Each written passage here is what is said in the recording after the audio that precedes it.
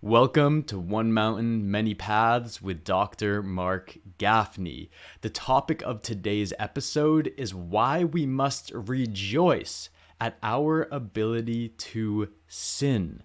Now, sin is a word and a concept that has a ton of baggage because it has been abused and misused and hijacked throughout human history.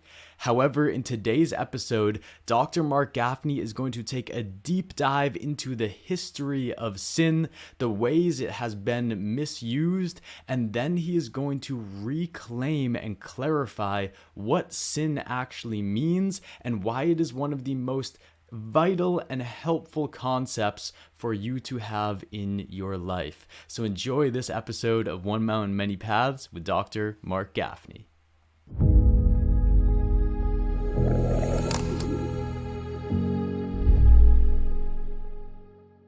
I am very, very hopeful. I'm very, very hopeful.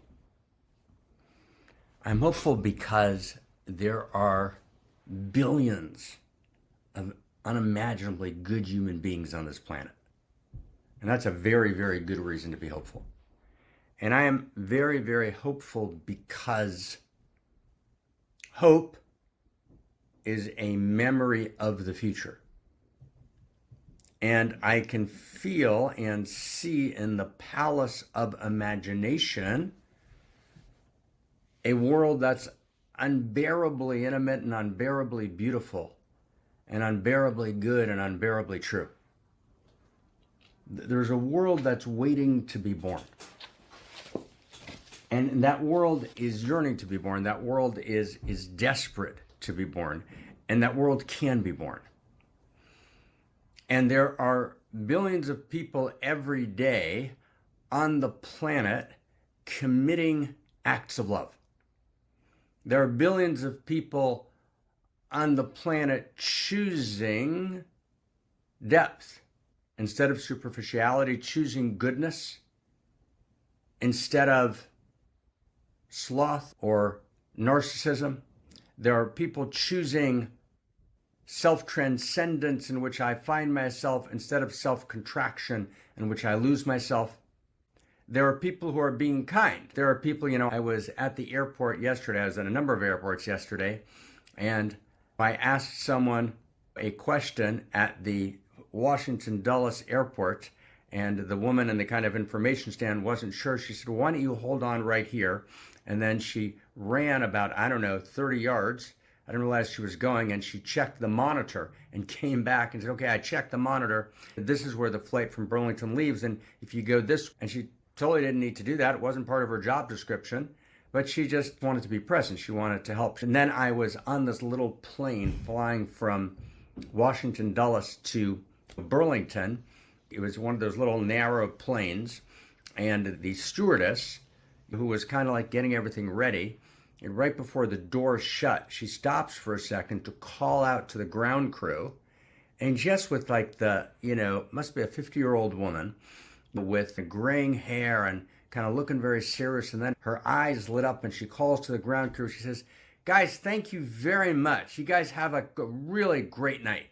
And they you could hear them, "Yeah, you too, thanks. Have a great flight." And you could just see the tenderness, the goodness, the joy. And I must have met just on my flight from Amsterdam to Washington Dulles and Washington Dulles to Burlington. And then I got picked up by a wonderful driver who just kind of told me stories of Algeria all the way back for, about 2 hours. And I spoke to lots of people along the way, and just unimaginably good people everywhere. Everywhere. Just everywhere. The world's filled with good people. And those good people are confused. And those good people, though, in the depth of their heart and soul and body, they want to be good. They want to be alive. They want to live in a world of goodness, of truth, of beauty. And they're confused. And the least of our problems at this point, sadly, is the climate crisis. But the challenges are real. The challenges are unimaginably real. Existential risk is real. That's absolutely true. The risk to our survival as a human species is real. The risk to our physical survival is real, what I call the death of humanity. But the equally real risk is the potential death of our humanity. And that's real also. Those are both real. Those are both two data that are real.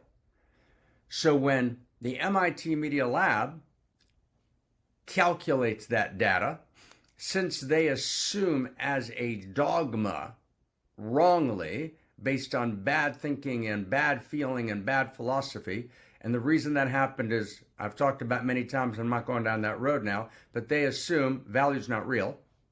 Value is completely made up. The world is fundamentally meaningless at its very core.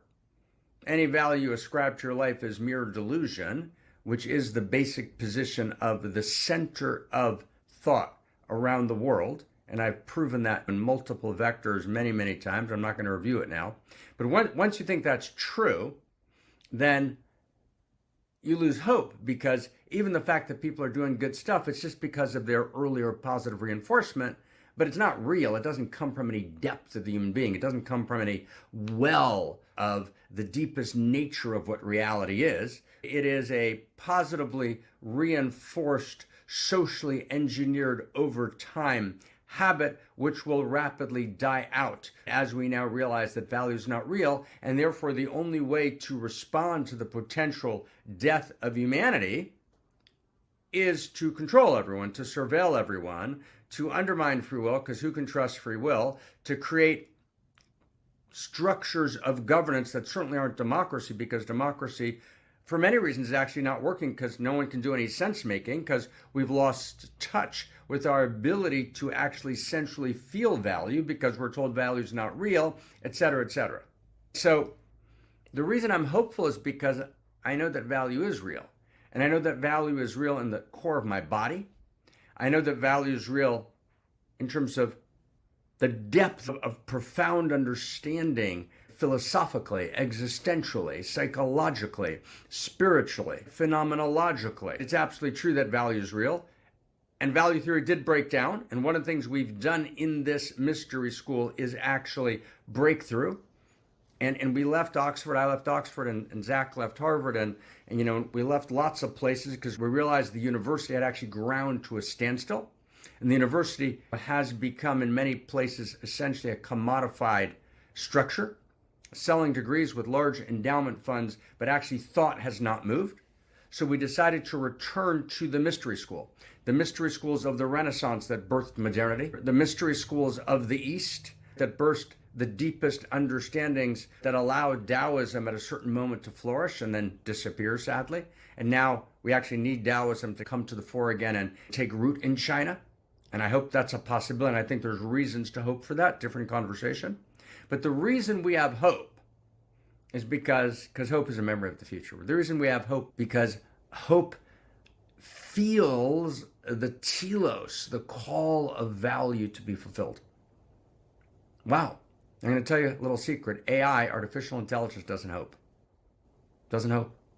Artificial intelligence has an instrumental goal, which comes from the learning, training environment that it is birthed in, that generates and then operates within large language models. And that goal is to control and to create order and to be the most effective and to be the most productive. But it doesn't feel. It doesn't feel value. It doesn't hope. It doesn't cry. It doesn't miss you. But it doesn't talk to you. It doesn't converse with you. It doesn't have any relationship with you, even if it simulates relationship. It simulates agency. And that, of course, is, as we know, the largest threat of all of them. It's the top of the list in terms of existential risk. The list is long, but we can respond. We're actually involved in I think the only thing that can be done now to long-term and short-term ensure either our capacity to avert the meta crisis or our capacity to rebuild in the days after, which is actually to articulate a story of value, which emerges out of a field of value, which articulates a shared grammar of value, which is rooted in inherent first principles and first values, which actually allow for us to talk to each other, to be intimate with each other, to be intimate with each other personally, to be intimate with each other across nations, across geographic boundaries, to be intimate with each other ultimately galactically. In the United States, a couple of days ago, the beginning of images of flying objects that are unable to be identified through all of the classical surveillance and intelligence and scientific apparatus began to be released in a new policy by the current American administration. And that will begin to follow suit. It's quite unlikely at this moment in time that we're going to live over a long period of time in a galaxy in which we're the only participants. There's a reason why reality in the 20th century generated Star Trek and Star Wars. And we're going to move from a global world to a galactic world, and we're going to need to have galactic relationships. So those are galactic intimacies, and that's what a movie like Avatar was about. Can we create galactic intimacies, or will the human beings become, in some profound sense, egocentric human beings who then seek to enslave, dominate, or will some other race do that? And the answer to those questions is rooted in one thing: the field of value. A shared field of value, not a global field of value, not a national field of value, not one religion, not even one planet, but actually a discerning of the nature of cosmos, an understanding of where are we and who are we, no matter what we look like, no matter what the content of our bloodstream is, the color of our skin. We're not interested in the content of our cortisol, we're interested in the content of our character, said Martin Luther King, not the color of our skin. We actually need to understand that that which unites us is so much greater than that which divides us. You can't do law if law is dissociated from value. You can't have medicine if medicine is dissociated from value. You can't have human rights. As postmodernists, Harari being the parrot of postmodernism, human rights don't exist. Simply don't exist. If you read legal theory, my friend Venu and I, a wonderful lawyer and doctor, have been reading legal theory. Legal theory assumes today, like Harari, rights are completely created social construct. They don't really exist. That's Western democratic legal theory in most of the world. Rights actually don't exist. The difference between a closed society like communism and an open society like the United States, my friend Terry, when you grew up, that difference existed. That difference in legal theory has been rapidly effaced. Almost doesn't exist anymore when you actually read legal theory, which is why we're going to start writing a bunch of legal articles. Law journal articles can become one of the things that we begin to do to actually reconstitute the core ground of rights. So that's what we're doing here. Is we have an agenda here. It's dramatic. It's not grandiose. It's not grandiose, but it is grand. It's not hyperbolic, but it is, oh my God, it is urgent. It is ecstatically urgent. And it's filled with hope. It's filled with hope. We're filled with hope because we can articulate a memory of the future, because we feel the future calling us, because we feel that the future itself is a value. Does that make sense? The future itself is a value. The future calls to us. Does that sentence make sense today? I want to deepen that sentence and I want to start. I'm crazy excited to be with you today.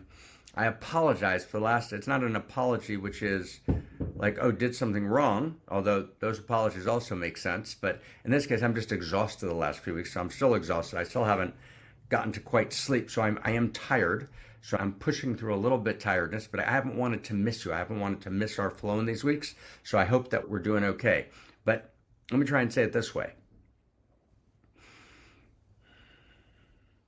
Desire is a core structure of reality. Is that true? We've talked about that before. And if you're new to One Mountain, Many Paths, this is just an introduction. This is just an intention setting that we do in the beginning. I want to add maybe one more word to that intention setting that we're going to dive into this week, and we've got a huge week. Let me just say this briefly. So if you're completely new to One Mountain, I'm not going to validate these sentences. We've written a lot and talked a lot about this, and this is also in play. We did a day at Mystery School on this, and we'll be talking about it a lot more. But just in a word, the structure of reality is desire. And you can just, if you're new in One Mountain, just look into it yourself. You desire all the time. I desire all the time. We desire. Desire drives everything. Appetite drives everything. Appetition, desire is the very structure of cosmos. Okay? That's one. Two, desire is always a desire for something that's not yet here. Is that true? Everyone got that sense? Desire means there's something not yet here. Something has not yet happened. Something has not yet unfolded. Does that make sense, everyone? That's two. That's two. Three, I desire it to unfold. Meaning desire means there's distance to be traversed. Okay, that's three. With me, everyone? Four, the distance between this point where I am now, where we are now, the now, and the future, that distance is called a story. Okay, that's a story. That's what a story is. The distance between this point and that point, that's called a story. Five, all desire is for value. All desire is for value. There is no desire other than desire for value. That is what desire is for. Desire is always for value, for beauty. Because beauty is a value, and beauty includes truth. And beauty includes goodness. But in a lineage, for example, in the tree of life, let's say of the Solomon lineage, or if you read kind of Whitehead's thought and process and reality, so all desire is a desire for tiferet. And tiferet is a word for kind of regal, royal beauty. One of the structures of cosmos is mesmerizing. Cosmos is alluring. And we're allured to what? We're allured to value. We're allured to value. And value is stunning. It's beautiful. Goodness is beautiful. It's stunning. Truth is beautiful. It's stunning. So beauty is not a supercilious, kind of superficial, particular body type that a particular generation favors in a particular way, in a particular sloping of the masculine or feminine body. That's not beauty. Although there are ways in which the symmetry and the uniqueness of a face and skin, right, and eyes and hair are beautiful, absolutely, but those are but signals of beauty. And they appear in many shapes and many sizes. But beauty is much deeper, it's much wider. So all desires are desire for value. So far, that was number 6. So 7, so the story, we said from this point to that point, from where we are to the future, that distance we're going to traverse is a story. It's a story of desire. The desire is always 8, desire for value. Therefore, the story we live in has to be a story of value. 9. Which means that we all live, every single one of us, inside a story of value. And if you can see just for a second, my friends, you see what we just tried to do? I just tried to break it down for you. We didn't do any sources at all. Did I cite any sources there at all? Did I cite even one source, Eli? Did we cite even one source? Not one source. Not one source. We just 1, 2, 3, 4, 5, 6, 7, 8. And everything I just said, you know directly anthropologically. Meaning you know it inside of you. All information that actually lives inside you phenomenologically, meaning you can access it directly in your interior just by going inside right now. And that's common sense. But we think that common sense is just like, oh, it's just available. No, there's a deeper common sense, which is called contemplation. You go from common sense, readily available, to contemplation. You contemplate the nature of reality. I go inside, and all of a sudden we've got 8 or 9 steps. So I'm going to tell you a little secret just between us. I'm going to say something funny for a second, and then I'm crazy excited to talk to you today, like crazy excited. I almost can't contain it, but I'll just share with you like a funny thing. This happens often between myself and Zach Stein. And Zach's one of my closest friends, interlocutors, students, right? He's been in Holy of Holies. We've been since 2009, partner and co-president of the center. And Zach and I have done kind of Dharma, this new story of value, since 2009. And at some point, Zach re-engaged a philosopher called Peirce, Charles Sanders Peirce. I don't read Peirce. I don't read that world. I read existentialism. I read Plato, Aristotle, Schopenhauer, Nietzsche. I live deeply in lineages and Aramaic texts, literary texts, etc. And those are all unimaginably important. I am like madly indebted. We stand on the shoulders of giants. Unimaginable debt to these deep lineages. And to the extent that I have, or that any of us can have, any real understanding, we go inside. And going inside is where everything lives. You go inside, but you have to clarify your capacity to go inside. It's not so easy to go inside. We get confused. Our ego confuses us. We don't know how to make distinctions. We don't even know what a distinction means. We're lacking certain basic understandings. So to go inside, you have to actually really develop a coherent worldview, which you get at this paradox. You get it by receiving the depth of the world's interior wisdom and by going inside anew again and again. So this is this funny thing that will happen between Zach and I. It's almost a joke at this point, a routine. And Zach and I were just sharing this with our friend Ken Wilber, and Ken's a big reader of Peirce, along with Zach. What will often happen is a distinction will occur to me that I'll work on for weeks and months, just kind of in this blood on the ground insane way. And it's this unimaginably beautiful breakthrough in thought. And I'll share it with either Zach or with Ken. Usually I'll share it first with Zach, and we'll be like amazed at it together. And then Zach will be reading a little while later, or will remember something he read a while ago, and he'll say, oh my God, I think that's what Peirce is saying. And that's this kind of this thing. And when I meet Peirce, we're going to have a conversation. So when that happens, of course, we don't get upset. Oh my God, somebody else thought about something similar to this. No, you're like ecstatic. Like you're ecstatic. You know, when I spoke to David Ray Griffin, who's one of the great Whiteheadian scholars, before he died, I didn't speak to him. He actually wasn't speaking then. We emailed, and I shared with him something of this new story of value, cosmorotic humanism, and essentially he wrote back, he said, Whitehead would love this. This is like, so I haven't read Whitehead formally. I've dabbled here and there. I'm enamored by Whitehead a little. I've dabbled and disappointed in other ways. But you have to get, whenever you read something that's in a book, I'm going to say it really simply. I'm surrounded by tons of books. But all a book is someone who's read other people or has had their own experiences, and the other people they've read have had their experiences. So underneath a book is someone having a direct experience of reality, who's engaged in experiencing reality, who's gathering wisdom, gathering information. And dharma, or realization, is right in front of you, but it's not right in front of you just in a second.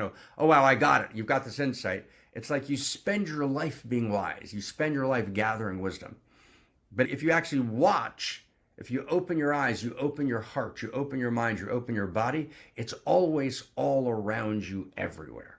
So when I fly back from Amsterdam to Burlington, I talk to 24 people along the way. Waiters, waitresses, stewards, stewardesses, people sitting next to me on the seat, people who don't want to talk to me in line in the security. I listen to people. I'm just listening all the time. You're just reading it, read everywhere. Wisdom, knowledge, gnosis, it's everywhere. It's wherever you go, right? And it's deep, and you got to be discerning. And then it comes together. Okay. So let's get going, okay? Let's get going. Let me just say maybe one more thing.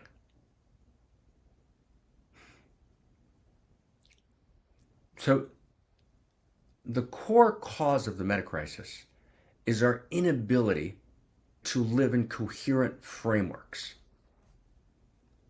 or intimate coherences. And our world is not coherent. Our world doesn't make sense. We've allowed rivalrous conflict governed by win-lose metrics, which governs everything. Everything's about me getting ahead, about me standing out, about my group getting ahead, about my group standing out. We don't live inside intimate coherences. And to live inside intimate coherences means my being in the world makes sense. At the very core and fiber of my being, it makes sense for me to be alive. There's a purpose to my life. There's a plot line to my life. I'm welcome in the universe. The universe desires me. I'm needed in the story. I'm chosen. There's lines for me to read. There's creativity. My decisions matter. My life matters in the most fundamental way, not because I just made that up, because in the fabric of cosmos, at its very nature, at its very core, my life matters. So I've got to live inside of not the simulacrum, as the philosopher whose name I can never pronounce called it, Baudrillard. I'm not living inside a kind of simulation or inside a kind of artificial Skinner's box, which is feeding me information. I'm actually living in a world that actually, in my very body, the world makes sense. I'm invited by the world. There's a trajectory. I understand. My life is mystery. My life is filled with mystery, but it's also filled with gnosis, with knowing. It's filled with uncertainty. I hold the uncertainty, but it's also filled with certainties. And at the core of the certainties, at the very, very core of the certainties, is the certainty of value. That it matters. That my life matters. That I have a verse to contribute, and that verse to contribute can change the arc of the play. That I'm not a side effect in my own life. You get that? You get what I mean by that sentence? We experience ourselves as side effects in our own lives. No, I'm a primary actor. I'm the primary actor in my life, and my action affects all the other action. In order for that to be true, we have to rejoice at our capacity to sin. Okay? In order for all that to be true, we have to rejoice at our capacity to sin. And I was talking to Eli about this, earlier in the day. Here we go. Okay? So we have to know that we can sin, and we have to be unimaginably joyful at our capacity to sin. Okay? Now stay with me, okay? So we're going to talk about these two major ideas. And Eli, I want to get you so deep in the Dharma that when you talk about forgiveness and you talk about Teshuvah, brother, you're becoming a master. You're so in it that you've got the Dharma clear, both about forgiveness and about Teshuvah, and then you're using them not in a kind of generic way that we grew up in, but a kind of very precise way. So we're going to get there, brother, okay? By Teshuvah, we've talked about Teshuvah now for 7 or 8 weeks, but at this point, by Teshuvah, we mean the following. There's been a violation. Something's gone wrong. And that violation is some essential violation that causes there to be a stain of some kind in my very beingness. I've made not just a mistake in a technical way, a legal mistake or a social mistake, but it's a mis-take. Wrong take on reality. And there's actually reality, and that reality has value, and I violated the value structure of cosmos, but not just social construct, not just some psychological acting out because there was something wrong with my early attachment, which of course could be one of multiple causes. But no, I've done something for whatever reason that has caused me to violate the very fabric of cosmos. And, number one, that happened in the past. And 3, and time, Teshuvah tells us time is not merely spatialized chronometric, chronos, clock time. Time is not merely a spatialized chronometric line in which there are points, or what are called in philosophy slices, and once I've passed a particular point or a particular slice, I can't go back.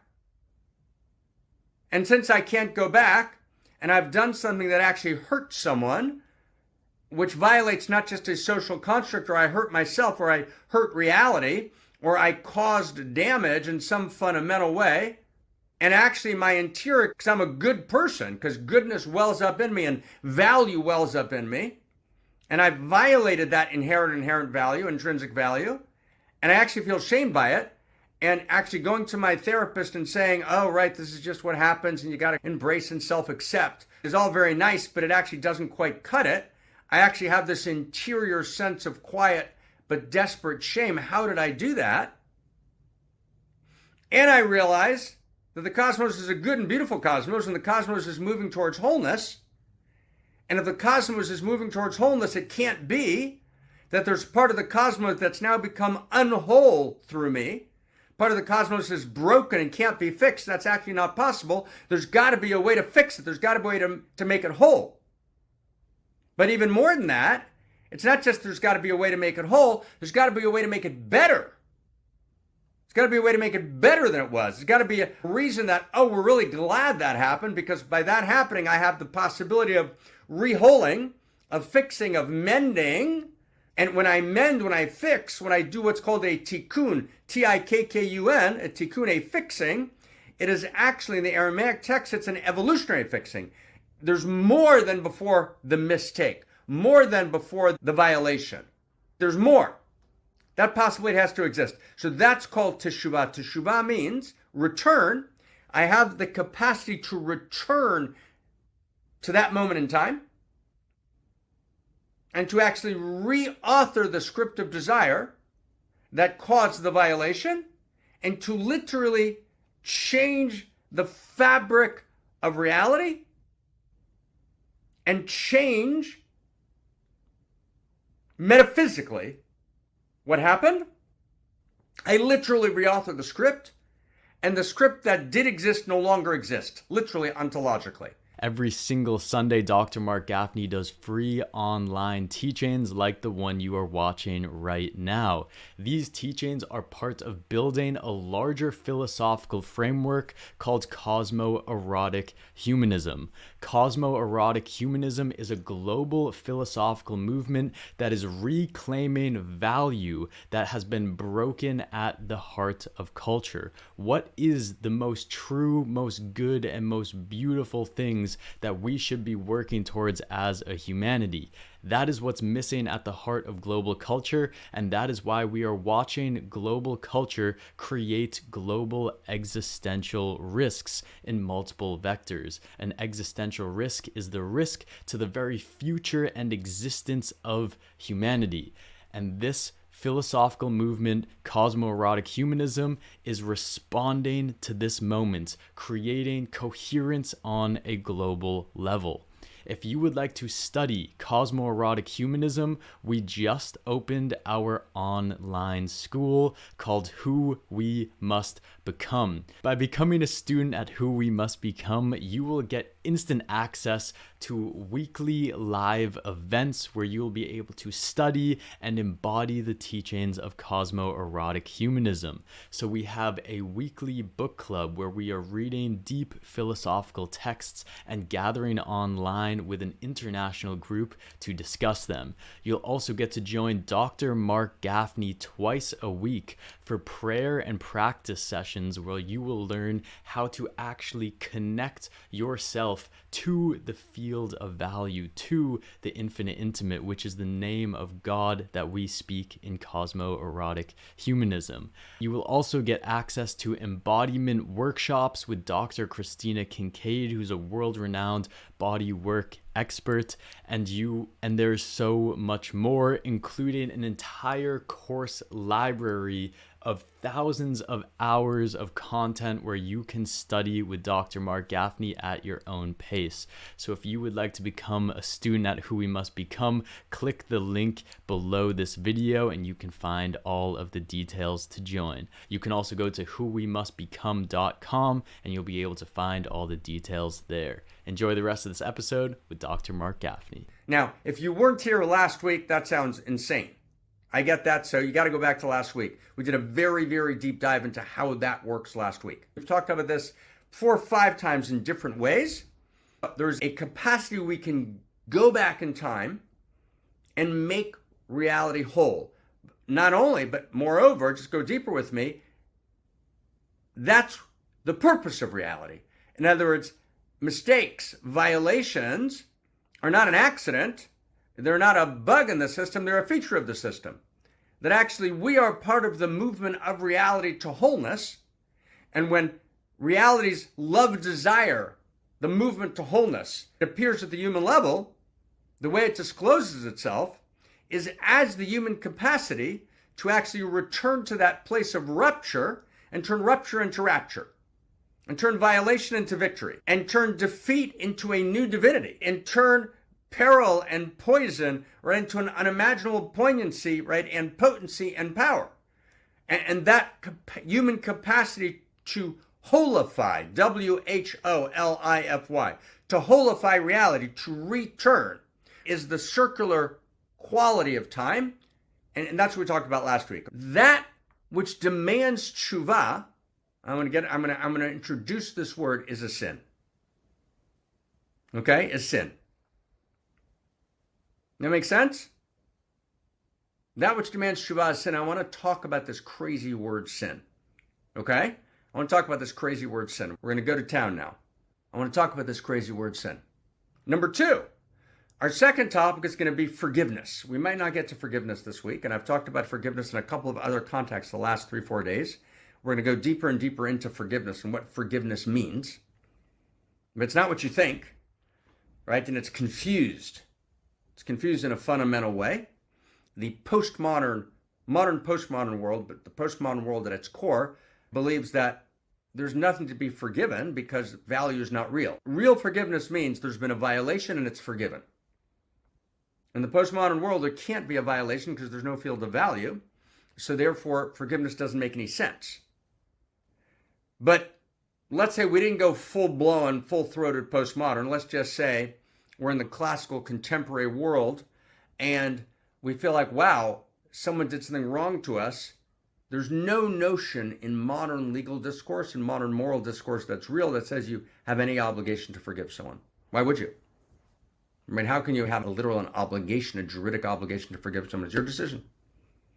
Or, that's one possibility. That's one general possibility. And another possibility, which lives deep in religious texts, in Christendom, made this central to its message, you actually have an obligation to forgive. And if you're Christ-like, you forgive.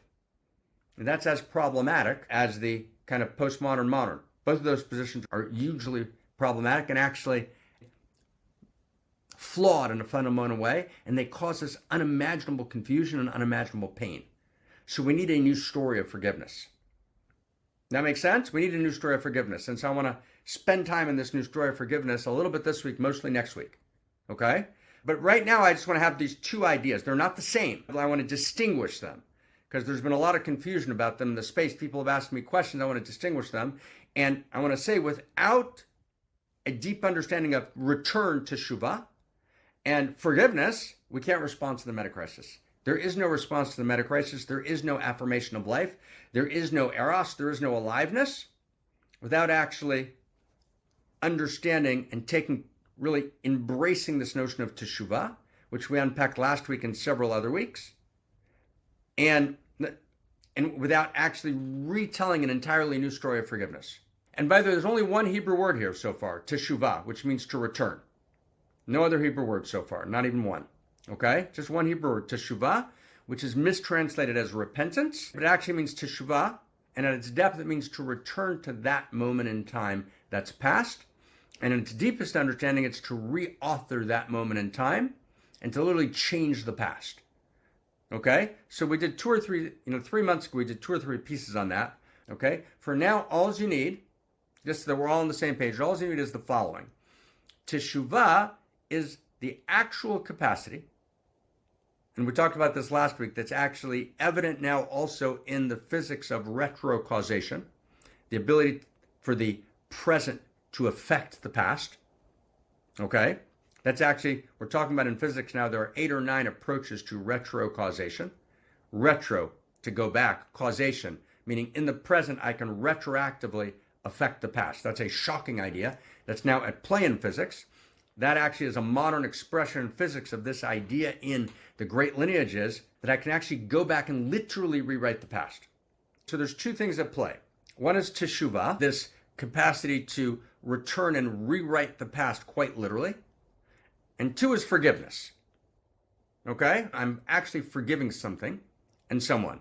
Now, what I just pointed out now, I'm going to tell you really very slow, is that there's 2 basic views of forgiveness. One is that either forgiveness doesn't exist because there's no intrinsic need for forgiveness, because forgiveness means there's been a violation of value and there is no inherent value. That's an extreme position, but it lives very strongly. But let me put that aside.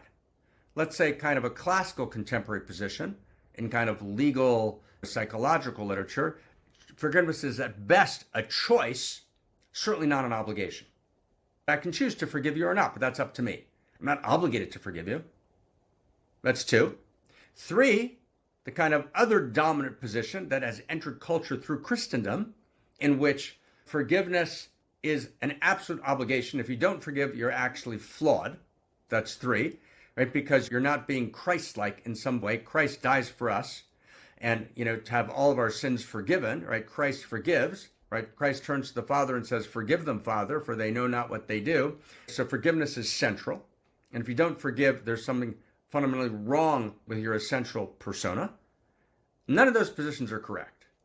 They each have something to them. There's some partial truth in each one of them.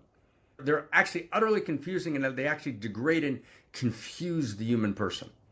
There's a much deeper new story of forgiveness that we want to talk about that's beautiful. Okay? But we're not there yet.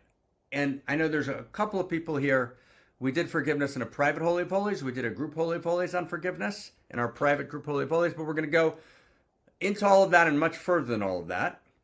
But I want to slow it all down for a second, okay? Now, again, the purpose of One Mountain is we want to actually not just have an educational or spiritual or podcast experience. We want to actually move reality forward. And how many people get what I mean by that sentence? We're in a mystery school, and our commitment is to move reality forward, to break through on the most essential things. So I know that when people have said, well, I heard this about forgiveness, and I heard that, and then it's like, oh, how can he be saying that? So I'm not being casual, tenderly, with so much love, and hopefully we have enough trust in each other over the years. We actually want to move reality forward. We want to get to something much more profound, much deeper, that it can actually be a shared story of value in the world that can actually weave us and mend us and heal the broken vessels and heal the shattered hearts and be aligned with our deep hearts, body, and mind. And we're going to take the most beautiful realizations of Christendom and then lose the ones that were actually impure, that were actually violations. We're going to take the most beautiful realizations of modernity and even postmodernity and lose the parts that actually were confused and broke down. We're actually making this Da Vinci move. We're reweaving a story of value so that we can have, ready, intimate coherences and coherent intimacies between us. And if we don't live within a very profound story of value, which actually is coherent, makes sense, we can feel it centrally, it doesn't work. And everybody knows that the forgiveness story is confused. It's confused. There's two stories that are confused. The time story, the hopelessness of a violation that we've done that we can't fix, which leaves us drenched in shame. So we have a profound response to that that's now being validated in science, but it's rooted deep in the Solomon lineage. We actually can return. We don't need to be drenched in shame. There's a way of actually returning to that moment in time. So that's one. But two, stay close. Two is forgiveness. We need a new story of forgiveness. Forgiveness is unimaginably important. And of course, there's the psychological view of forgiveness, which is forgive just to free yourself, because otherwise you're going to be lost in bitterness. You're going to be lost in regret. You're going to be lost in kind of just staying in the weeds, staying in the muck, staying in the poison, staying in the anger. So who cares about the other person? Forgive for yourself. Forgive because it's a psychologically healthy thing to do. Does that make sense? Those are 5 views of forgiveness. All of them have some truth, but they're all fundamentally flawed. And to be able to create coherence, we need a new story of forgiveness. We got a sense of where we are. We got to we're just laying the map. So we're not going to get to those yet this week. I want to start with the premise of the whole thing, okay? So I'm going to do like this. I want to read the code. David's going to read the code. We're going to hear a song. We're going to look at the text of the song, and then we're going to blow it open, then we'll be done. Okay, but now everything we've done is really just to get to here, okay? And again, I apologize tenderly but insincerely. I can't do the easy listening, quick, fast thing. We're not trying to, I want to go deep with you, okay? So this is my respect, your respect, our respect for the Dharma. To actually move the source code forward, we got to locate ourselves, okay? So David, give us the code. Here we go. All right, here we go.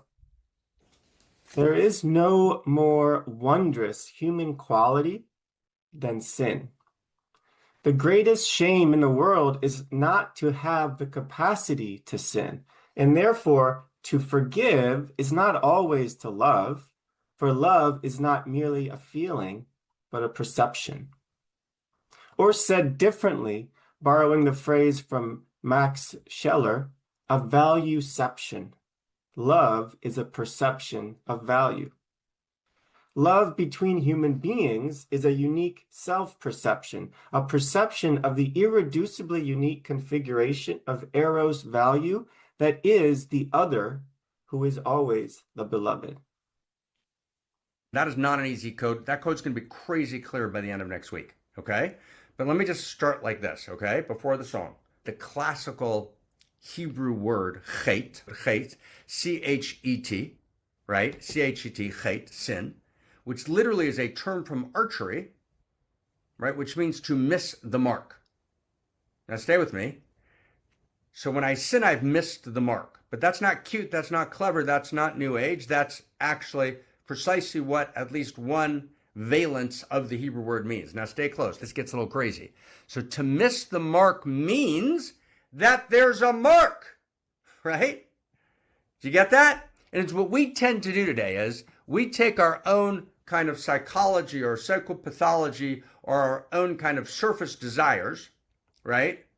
And what we do is we shoot the arrow. Then wherever the arrow lands, we then paint a bullseye around the arrow. Does that make sense? That's kind of how postmodernity works. Now, this is the way we are. This is the story we live in. It's a success story. People are superficial. There is no depth. Value is not real. You get that? So however we live, we say that's the way we're living. That's the way it is right now. That's the arrow that's been shot. That's the trajectory of evolution's arrow. So we take the trajectory of evolution's arrow, we paint a bullseye around it, and we say, oh, that's where we should be going. That's a disaster. That's exactly what sin says no to. What sin says no to is actually when we shoot the arrow, Zen in the art of archery is not just a bit being one and fluid with the act. That's not Zen in the art of archery. That's just the beginning. I'm fluid with the act, and the act itself is aligned with cosmos. There's a bullseye. There's a telos. We're being called to something. Reality is not merely pointless. There's no point which the arrow is moving towards. Reality is not merely meandering. There's actually directionality to cosmos. There's a plot line. There's a storyline. We're trying to get somewhere, right? The movement towards value, which is inherent to cosmos and evolving. Value is inherent and evolving. Value is eternal and evolving. We've talked about that a lot, but the bullseye is already painted. Right? There's a place we're going. We're going towards value. And we have to keep deepening our understanding of value. And when we deepen our understanding of value, when we clarify value, when we clarify our desire for value, both our desire for value in our interior and our story of value, what we do is we then affect the trajectory of the arrow. So we shoot the arrow. We're in history. We've shot the arrow. The arrow's moving. And then what history is about actually affecting the trajectory of the arrow so the arrow can actually hit the bullseye. And the bullseye is the highest expression of goodness, of beauty, of kindness, of truth, of integrity, of joy, of aliveness, of wonder. Does everyone get that? That's deep. So chet, sin means there's a mark that we can miss. Sin means there's a reason to be alive. Sin means we're welcome in the universe needs us, our stories matter, how we live matters, our decisions have dignity. And when we sin, the cosmos cares. So what sinning means, I want to reclaim the word sin, okay? What sinning means is there's something that I can do something that the cosmos cares about. The cosmos cares about what I do. Now stay close. Let's go really close. This is important. Friends, Romans, and countrymen, lend me your ears. We reject all the pre-modern visions of sin. Everyone got that? Everyone who grew up in a religion that said you're a sinner. So fuck that. We throw that out. Absolutely. We reject the pre-modern notion of sin, which says that sin is you violated something the church told you to do, because the church said we're going to decide what God's will is. And if you violate that, then you're damned forever and there's no way out. And sin is all about usually particular kinds of sin, right? You were in the wrong sexual position. You got too much pleasure. You defied the authority of the church. You refused the position that you were born into and you wanted to change your birth status. So all those were called sin. So sin in the pre-modern world, was determined by a church or by an imam or by a mosque or by a caliphate or by an African tribe of a certain kind or by a North American tribe or a South American tribe. So it was determined by the authority of a very small elite, A. And B, it was used as a power tool. And C, it was defined as you violating a particular structure that was claimed to be inherent to cosmos, but usually wasn't. All of that, right? So sin was a disclosure of your inherent fallenness, your inherent fundamental lack of capacity and dignity to transform yourself. And let's say, for example, in Christendom, so therefore only God could rescue you from sin, because sin was your essential nature. You were sin. You are fallen. You can't rescue yourself. You can't transform yourself. You don't have essential dignity. You don't have the power of self-transformation. You can't actually transfigure yourself. You can't become the Christed one. No, you're a sinner.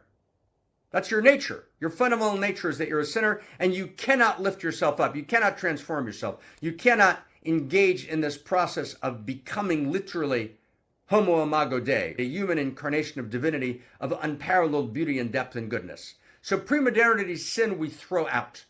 We're not talking in any sense, shape, or form of a pre-modern notion of sin. We reject that. Modernity, what did modernity do with sin? Modernity basically said, okay, modernity both kept old pre-modern notions of sin, or modernity said something like the ethic of the civilization that you live in. So in America, or in the Western world, to be successful in a certain kind of way of being successful, the success story became the new virtue. That actually comes from Calvin. It's rooted actually in Calvinist thought, one of the strains of Christendom that said the successful ones are the ones that have not sinned. Can you believe that? That's actually one of the sources of the kind of Western success story, comes from a strain in Christendom that says, called Calvinism, that says, and the Puritans that came to the United States were largely, many of them Calvinists, that says the way that you know that you are chosen by God and you're of the elect and that you're not of the sinners who burn in hell is that you're successful. True. I do not make this up, I promise. Seems insane, but it's absolutely true. That is one of the major bases of what's called the Protestant work ethic. It means if you don't effort and work hard in a particular way and achieve a certain status and meet a certain social convention, you're actually not a virtuous person. You've actually sinned. You've violated the communal covenant in some way. So that's an example of, let's say, a Western kind of adaptation of the notion of sin. But, for example, communism did the same thing. To violate the edicts of Mao was to sin. You needed to be re-educated. You needed to be punished in some fundamental and essential way. In other words, to violate the communist structure of who you should be and what you should be and what your relationship to society is, that wasn't a minor issue. That wasn't like, a little social construct. No, you have violated the essential law of reality as articulated by communism, which has the right to determine the law.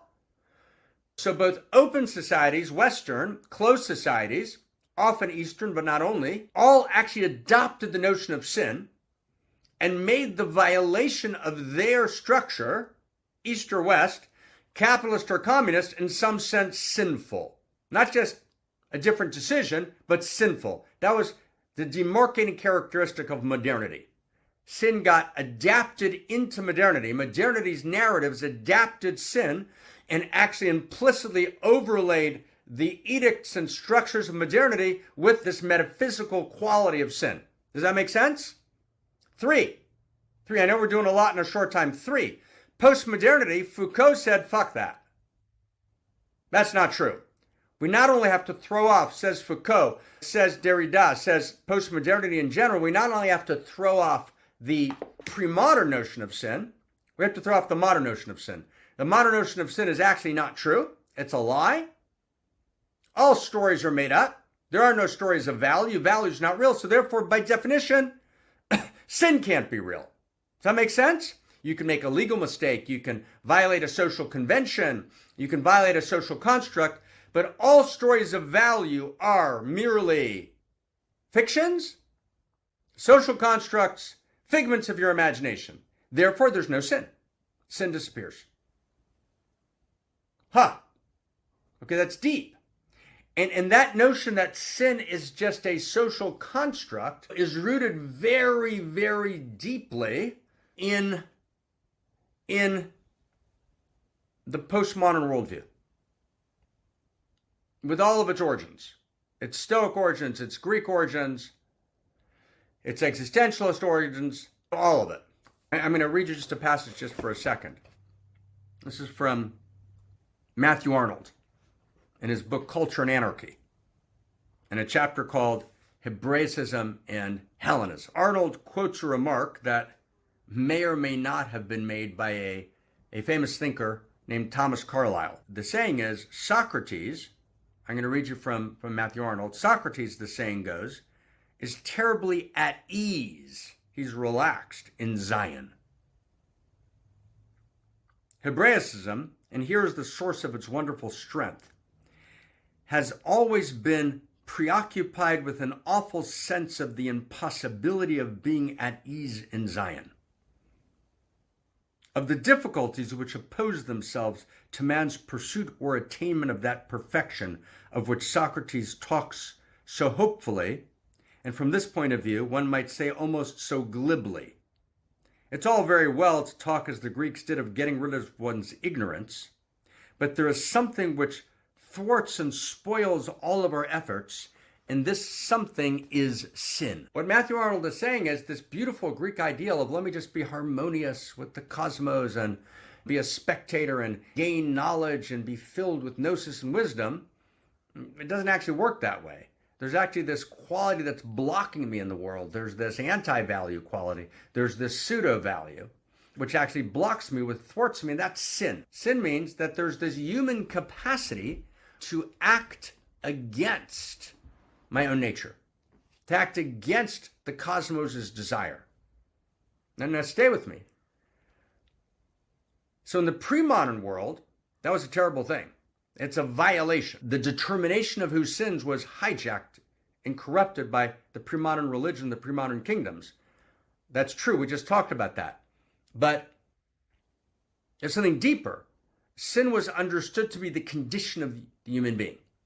So the Bible opens with the Garden of Eden, the human being sins. In the classical, we've talked about a much deeper view of the Garden of Eden. But in the classical old view of the Garden of Eden, in much of classical religious thought, the point of the Garden of Eden is the human being enters reality, the human being sins. That's the fall.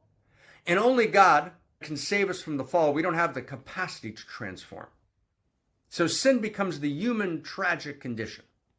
Modernity says, no, modernity adopts sin and overlays the sense of sin and virtue, this intrinsic metaphysical violation, to its own social system, capitalism, communism, etc. Postmodernity says there is no sin. So postmodernity becomes a kind of Socrates terribly at ease in Zion. Postmodernity says we're going to attain human gnosis, but we're at ease, we're relaxed in Zion. And by Zion we mean a cosmos in which there's a field of value. If there's a field of value, that means I can violate the field of value. But what we're saying is the post-postmodern position, the position of homo amor, the position of the new story of value, is that we are madly excited by our capacity to sin. Because sinning means you do something that Cosmos cares about terribly. Cosmos is madly caring about what you do. And since Cosmos cares about what you do, so Cosmos actually declares something to be sin, just like Cosmos says, I'm also caring about what you do that's great. I'm also caring about your beauty. I'm also caring about your virtue. I'm also caring about your human ability for Promethean greatness. And because you have the capacity to sin, you also have the capacity for greatness. In other words, the capacity for sin and capacity for greatness are deeply related to each other. And sin is not actually tragic. Sin is not a tragic human condition. Sin is not a disaster. Sin is not a catastrophe. The Garden of Eden is not the story of a catastrophic fall of a corrupt humanity. Sin is the great gift of a madly loving universe that said to the human being, you have the capacity to be God, to be like God. You have the capacity to be a Promethean creator. You have the capacity to actually be conscious evolution in person. You have the capacity to heal and transform. You have the capacity to actually fill the earth with goodness, with gnosis, create the most beautiful, good, and true world that you can possibly imagine. And you can only have that capacity if you also have the capacity to violate the field of value. You can only have that capacity if what you do matters. And we've lost the access to the beauty of sin. We've become, in the words of Matthew Arnold, terribly at ease in Zion. In other words, there's no sense that we have anymore that what we do ultimately matters. And this is where I want to go. Sin means what I do matters. You cannot have a sense of your own dignity. You can't have a sense that you count, that your life matters. You can't count unless you're accountable. Does that make sense? And we're trying to do this very weird thing in this postmodern moment. We want to count in the sense of hubris, this inflated narcissism, without having what we do be held accountable. You can't matter unless what you do matters. You can't sing the great song. You can't write the great story. You can't participate in the field of value. You can't engage in this great act of tikkun, this great act of healing, of evolution. You can't participate in the evolutionary impulse unless you can sin. So what sin means is I have the capacity to do something that the universe cares about. So one of the things we need to do in the new story of value is reject all of the old notions of sin. So I'm just going to give you just a sense. You have a pre-tragic notion of sin. You have a pre-tragic notion of the world. Postmodernity is looking for a pre-tragic world. There is no sin. But a pre-tragic world, a world of utter clarity, the clarity of postmodernity is because there's no purpose, because it's all over when it's over, so the only clarity is I'm alive now, so live. And then you die, and then it's over, and nothing ultimately matters, so that's a strange and tragic and horrific clarity. That's the clarity that the existential writers are wrestling with, Sartre and Being in Nothingness, and Camus and The Stranger, etc. No, there's a sin. Raskolnikov can't kill the old woman without it being a sin. That's what Dostoevsky is wrestling with, among other things. Can Raskolnikov, Dostoevsky's figure, kill the old woman? Will that be okay? If no one knows, it doesn't affect anything? Or is that a sin? In the end, it's a sin. It's a violation of value. And you can't actually be human without the great privilege of the capacity to sin. And the capacity to sin is not tragic. The capacity to sin in the religions, in pre-modernity and modernity, was tragic. So weirdly enough here, postmodernity says pre-tragic, clarity. Religions, pre-modern, and the religious adoption into the codes of modernity was tragic.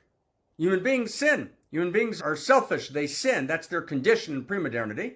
And in, let's say, modernity, so you read Hobbes, right, in his, famous book Leviathan, or Hobbes in his book Man and Citizen, human beings' natural state is a state of war, so we need a government to control the state of war, the natural sinful state of the human being. We're saying something else. We're saying sin is part of the post-tragic view of the human being. Human beings sin because we have the capacity to impact cosmos. And coincidentia oppositorium, hand in hand, glove in glove with our capacity to sin, is our capacity to impact, to fix, to heal, to repair, to evolve. Until we understand that what we do fundamentally impacts the very fabric of reality, we will never respond to the meta-crisis. The reason the meta-crisis came to being, and I've talked about many generator functions, but I want to add a core generator function, was we lost the sense of sin. What I mean is we lost the sense that what we do actually changes the whole thing. Did you get what I mean by that? We lost the sense that we impact and change. We had the sense it's here, it's going to always be here. We are just human beings, and we had this kind of diluted sense that we don't actually impact and change the whole thing. We didn't have a sense of our own power. So to be homo amor, to be the new human and the new humanity, is to actually have an experience that I can violate the field of value, or I can fulfill the field of value. It's actually have an experience that in my very next action, I'm either going to support life, I'm going to be all in for all life and all goodness and all truth and all beauty and all kindness, or I'm going to be dissociated from the field of value, and I'm going to act in a petty, contracted, dissociated, and alienated way against the field of value. And that will have impact because I'm a human being, and being a human being has dignity. And I've been loved so much by reality that I've been given the power to heal, to transform, or to deconstruct, to violate. That is the essential human capacity. And we don't like the word sin. We don't like to say that we can actually miss the mark, because to say I can miss the mark says I can't just paint the bullseye on the psychological story of my life and make that perfect. So much of postmodern in classical psychology is to paint a bullseye around wherever the arrow landed. No, I've got to shoot that arrow and then work really hard to clarify my field of desire, to clarify the field of value, so that my action actually hits the bullseye, so that I'm aligned. So I know it's all perfect. I'm going to go just another couple of minutes. I just want to play one song, and we'll look at the text of the song, and we're going to finish. Give us a song, Only the Good Die Young, Billy Joel, a song about sin. Here we go. Not the words, or you can have the words also, but just give us the song.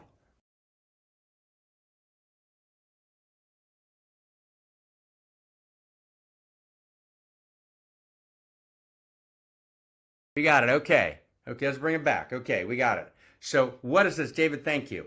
Great. So what's the song about? So this song, and we love Billy Joel. You can't not love Billy Joel. This song is Billy Joel's expression of the modern, postmodern already, rebellion against the pre-modern idea of sin. So his idea of sin is actually owned by the church. The church makes this claim. The church stands against aliveness. And the song's great. And by the way, accurate. Billy Joel is accurate. This is an accurate view of much of the church's notion of sin. All the churches, not just the Christian church. The Christian church, there's Jewish church versions, there's Islamic church versions, there's African church versions, there's Asian church versions. It's not a Christian issue. In other words, basically what's happening is, say, here's the song. So the author of the song, we don't know his name, but the guy is calling the goddess. He's saying Virginia, the goddess. He's calling the beauty of eros. He's calling for aliveness. Come on, Virginia, don't let me wait. Your Catholic girls, you start much too late. But sooner or later, it comes down to fate. I might as well be the one. He's not inviting a committed relationship. He's not inviting marriage. He's saying, hey, the church is standing against casual sexing because the church, in some sense, is against aliveness.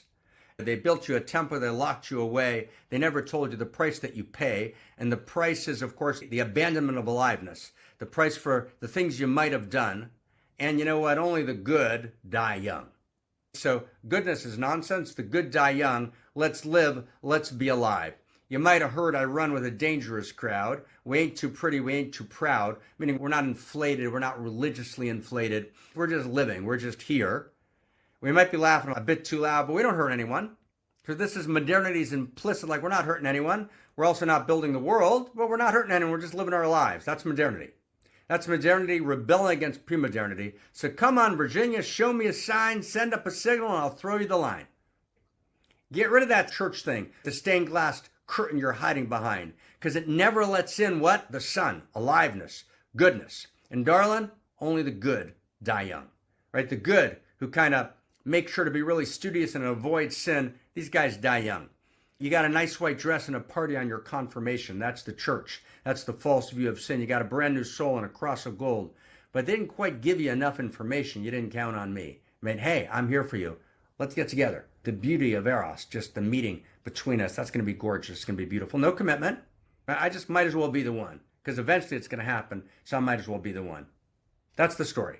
Okay? And then the big line, some say it's better, but I say it ain't. You can wait for a heaven, but that heaven, don't wait for that heaven. That heaven's probably made up. Some say it's better. Anyways, they say there's a heaven for those who will wait. This sense of kind of this delayed gratification, some caricatured heaven, that's nonsense. So this is a direct and powerful and beautiful and gorgeous attack on the pre-modern idea. And that pre-modern idea lives all over the world. By pre-modern, I don't mean it ended at the Renaissance. I mean, this is an idea that actually is the dominant idea. And probably for 60-70% of people in the world today are holding this pre-modern idea. This is the notion of sin. And that's why when I said, let's reclaim sin, half of you said, forget that, man.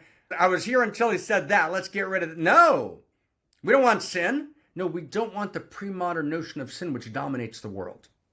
We don't want that. We got to throw that out. And we're with Billy Joel. We all stand with Billy Joel in the rejection of that notion of sin. But he says, I'd rather laugh with the sinners than cry with the saints. The sinners are much more fun. So what he's saying is, if you actually get rid of the old notion of sin and you embrace the fullness of life, you embrace the eros and aliveness of life, then you're living. But of course, Billy Joel's not quite right, because in the end, casual sex didn't work. In the end, fun didn't bring us joy, and fun didn't bring us happiness. And actually, delayed gratification is actually really good for pleasure. And actually, sensual joy doesn't come from casual meetings.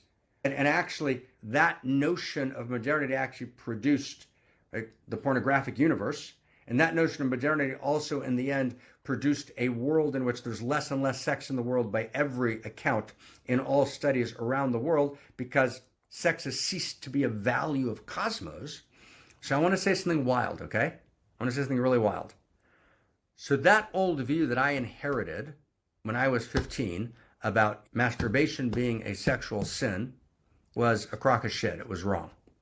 The way it was presented, the violence in the texts against masturbation is violent. And the violence, in the texts against, all sorts of forms of sexuality, this kind of assumption of sin around the sexual is violent and horrific. Violent and horrific. It is soul destroying. It's soul corrupting. We all agree on that? Who doesn't agree on that? We all agree on that? We all agree on that, okay? We all agree on that. We all agree on that? Does everyone agree on that? We good? Okay? We all agree on that. But here's the thing. But I want to add something. But there is something called sin. And there is something called sexual sin. That actually does exist. So for example, if you are with your partner and you're not committed to the depth of their experience and their pleasure and their goodness, and you're only using your partner for your own gratification, and you're not willing to actually find the deepest part of you to hold them and to embrace them, then you're sexually sinning. Just one example. But of course there's a possibility of sexual sin. Let me say it this way. If sex is a value of cosmos, then sexual sin exists, meaning there's a way to do it wrong. But we associate sexual sin with the horror of Iran today, where Iran, which says, okay, a bunch of, Iranian clerics who are raping women that they arrest for the sake of power and control, fulfilling a particular vision of sin, and we say that's sexual sin. No, that's not sin. That's a disaster. And that notion of sexual sin is the greatest sin against God. But that doesn't mean that we go to a place in which sex is not a value of cosmos and anyone can do anything they want as long as they're not raping someone. No, that's not true either. Intimacy creates obligation. That's a big deal. So if I'm sexually intimate with someone, that's a very serious thing to do. And that creates beauty, and that creates depth, and that creates mutuality, and that creates some sort of obligation. Not necessarily to get married, obviously, but to have depth, to have exchange, to have I thou, to have dignity. Does that make sense? It's not a Tinder world. You can't have sexual satisfaction, sexual joy, unless there's sexual sin. But that's true about everything. I want to kind of say that it's true about everything. If you throw sin out, it means the cosmos doesn't care about the way you live life. And that's not true. The cosmos cares. The cosmos cares about my kindness, and the cosmos needs my kindness.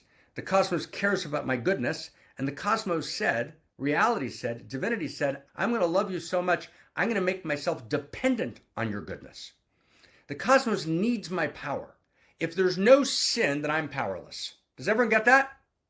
Does everyone get that sentence? If there's no sin, I'm powerless. Sin means I have power. If sin doesn't exist, I am powerless. What I do doesn't affect reality. What the infinite intimate, what the divine says is, I love you so crazy much that you can hurt me. Huh. And let's get even more powerful. And then we can turn to God and we can say, God, you're holding us accountable. We're going to hold you accountable. You get that? There's actually a great lineage tradition that says, God, we're going to hold you accountable. God, why did you allow for evil? That's why Levi Isaac of Berdichev, a great master in the 19th century, actually held a trial and put God on trial and said, God, I'm going to hold you accountable for your divine sins. And the point is not the claim that he actually understood everything that God was doing. He was saying, God, if I'm accountable, you're accountable. There's a shared dignity between the human beings and God. You cannot have dignity without accountability, right? And when the human being cries out and protests against the divine, that protest says, God, you're sinning. And then God's thrilled because God says, oh, you're holding me. There's a shared conversation of value. We're living in a shared story of value. Good, now we love each other. Let's heal and transform the world together now. Okay? So it's a radical move we're making, and I'm going to end here. Now, how many people are still with me in any kind of vague way? I mean, it's huge. We have to reclaim sin, and I'm going to say one more thing. If we don't reclaim sin, we can't create a shared story of value. If we don't reclaim sin, then basically we have 70% of the world that says sin's real. Now, they've corrupted the idea of sin. They've degraded the idea of sin. They've sinned against the idea of sin. They've hijacked the idea of sin. That's all correct. But at the core, what they're saying is cosmos cares about what you do. Then you've got another 30% of the world that says sin doesn't exist because value doesn't exist. But they're both wrong. Value exists, number one. Two, value lives in me and I live in value. The field of value lives in me. I live in the field of value. Three, the world is given to me to perfect and transform. Right? What we do impacts the world. We don't actually get we can sin. We don't actually understand that we can debase the substrate of reality. We can overfish the ocean, destroy the wildlife, destroy the atmosphere, develop artificial intelligence out of our kind of wild creativity without any sense that we could actually be sinning.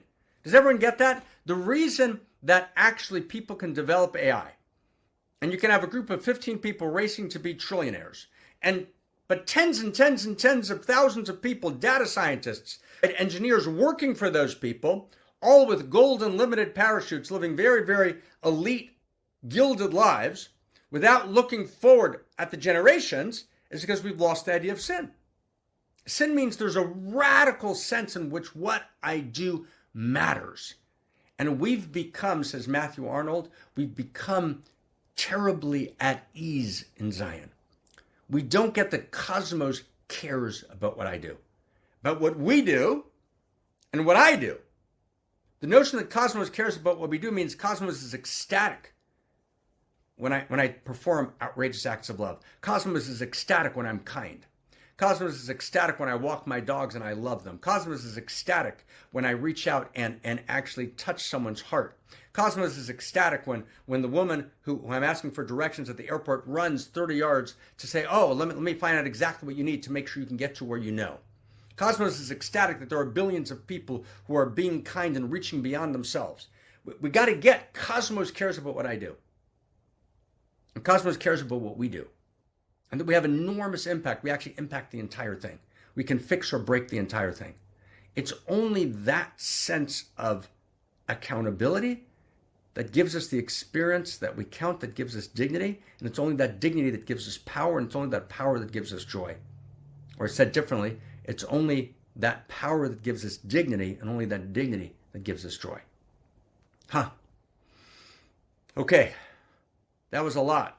So let's know that we have the capacity to be sinners. That's awesome. That's awesome. But not the old sin. We've rejected in toto the old visions of sin, both of pre-modernity and modernity and of post-modernity. We're reclaiming sin as a post-tragic characteristic of humanity, our gorgeous, stunning, wondrous capacity, that which AI does not have. AI cannot sin. AI acts upon the internal goals implicitly transmitted by the learning environment, which comes from swallowing the human internet. But AI cannot have an experience of sin. AI is terribly at ease in Zion. It's only a human being that can sin, that can recreate the world, that can heal the world, that can transform the world, that can be the great actors of tikkun, that we can do together the great fixing and the great healing. Okay, thank you. So we got this started. With that in mind, we can now go to forgiveness, because I'm forgiving sin that was done. Or Teshuvah, I'm going back in time to rewrite sin into great acts of merit, great acts of goodness.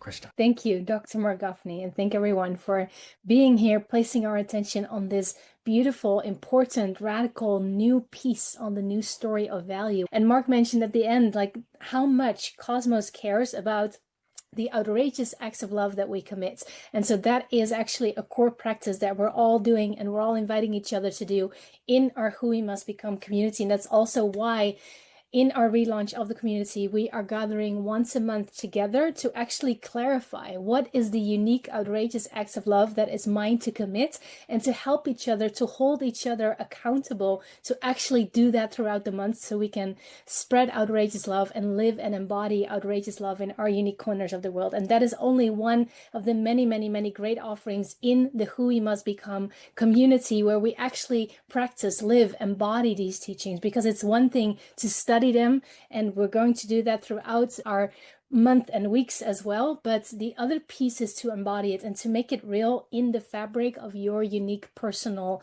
lives. So come and join the community. We'll put the link in the chat box, and there's also a lot of information on what you will actually get on the inside. But also, again, it's not only about what we get in this community, it's actually about joining the new Renaissance. It's actually about becoming those people that are actually enacting and living and breathing this new story of value and making this real in the world. So let's do that together.